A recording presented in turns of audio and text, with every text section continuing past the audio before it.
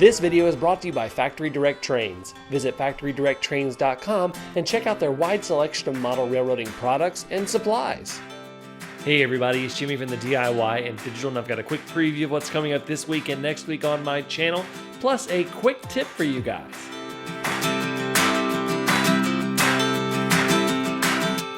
This week we're taking a look at the track plan for the DIY and Digital Railroad 2.0. Now if you watched my May live stream, you saw me design this track plan live, and I'm going to be going through a lot of my thought process of why I did certain things a certain way. I have certain operational things that I want to be able to do with the layout, and I designed it a certain way with the space constraints that I'll be able to get everything that I wanted out of this layout. So that's what's coming up this week. Then next week we have another edition of the fan favorite dollar store model railroad finds. I know you guys love these. What I do is I take $5 to the dollar store and I see what I can find for model railroading. So that's what's coming up this week and next week on my channel.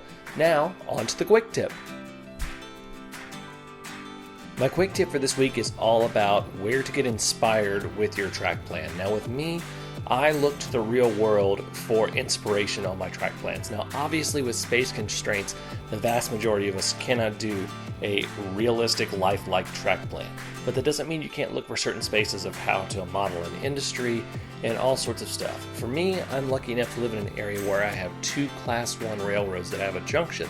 So I have a lot of industries and branch lines and a couple of different divisions to look at, specifically with Norfolk Southern and CSX. So my quick tip this week, look at the real world for inspiration on your track plan. If you haven't already, go ahead and hit that subscribe button, hit that like button, and hit that bell icon so that you don't miss any updates and quick tips like this video. Until next time, I'm Jimmy from the DIY and Digital. Happy railroading!